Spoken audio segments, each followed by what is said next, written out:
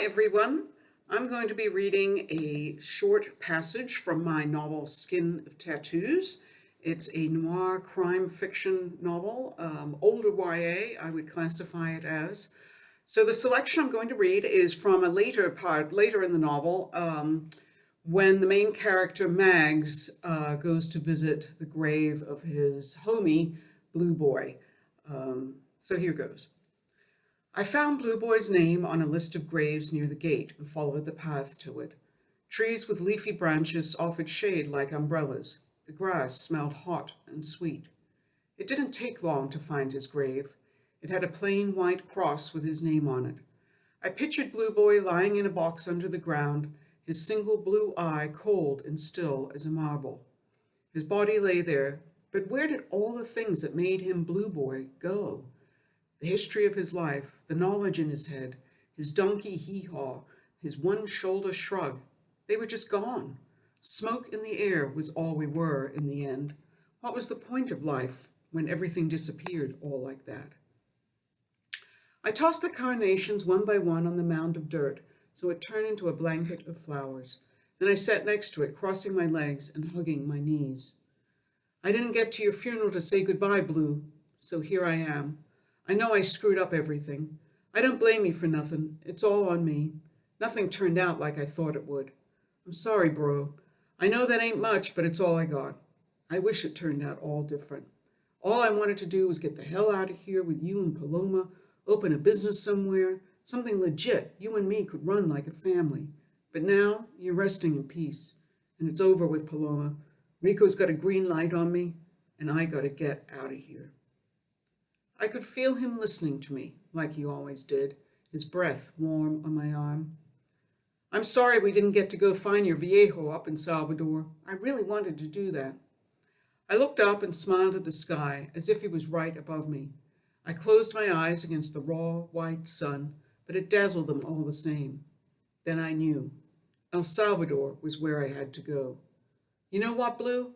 I'm going to go to El Salvador. I'm going to look for your old man for you. I owe you that.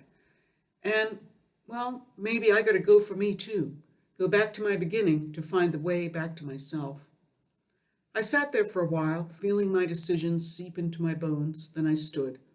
As I walked back to the gate, I considered the plan. It was solid. Nobody would find me in El Salvador. I would leave that night. I'd get on the bus to Tijuana and keep heading south. That's from Skin of Tattoos, a noir crime novel set in Los Angeles in the gang underworld. And it's about Mags, who's a gang member, and he's trying to get out of the gang, but he gets pulled back in with some pretty serious consequences, as you heard just in that one reading. Thanks. You can find me online at ChristinaHoag.com. Hi, everyone. I'm going to do a short reading from my YA novel, Girl on the Brink. It's about a 17-year-old reporter who gets involved with the wrong guy with some pretty disastrous consequences.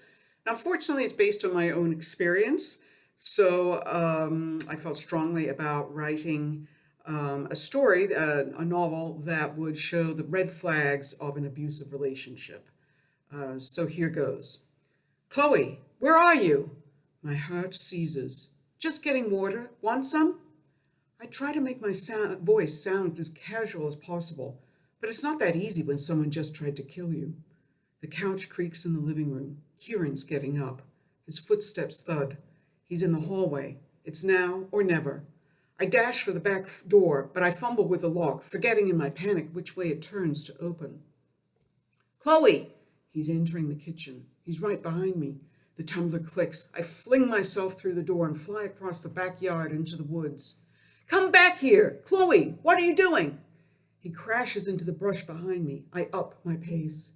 You think you can run away from me? Don't bother coming back. Ever. I'm done with you. My legs pump as fast as they can.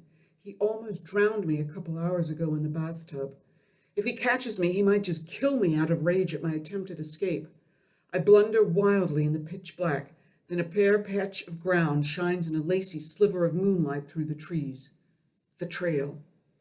My eyes adjust to the darkness, and I spot the silhouette of the log I'm looking for. I drop to my hands and knees next to it, scraping wildly through the dead leaves. Kieran's footsteps are nearing. My hands detect the plastic tarp. I yank it up and drop 8 feet into the party pit, landing in a crouch that sends spears of pain up my legs. I daren't move. I hear him tramping around, panting. Then his footsteps grow fainter. Finally, silence falls. I unfold my stiff legs and stand. I'm safe, for now anyway. The place reeks of stale cigarettes and pot. The kids furnished the pit with lawn chairs and milk crates, but right now I can see nothing. I feel around and come across a beach chair. I crawl onto it, trembling, and lean back. What have I done to my life? I'm a 17-year-old A student, a reporter at a local newspaper, and I'm hiding from the guy who I believed was my true love, an angel sent to me by heaven. The same guy who held my head under the water until I almost passed out a couple hours ago. The absurdity of almost being murdered by an angel hits me. I break into a soundless laugh, spasms racking my chest as I'm overcome with sadness, and tears spill from my eyes. Am I laughing or crying? I don't know. I don't even know the answer to the biggest question of all. How the fuck did this happen? So that's the beginning to on the Brink. And it's also being released in Spanish, Chica al Borde. So I have a Spanish language version. And I also have an audiobook version of the book. And for those people in the UK or who have Audible UK accounts, I have free copies to give away. So just contact me through my website, ChristinaHoag.com. Sign up for my newsletter, and I'll send you a promo code for a free copy of the audiobook of Girl on the Brink. I hope you've enjoyed the reading. Thanks.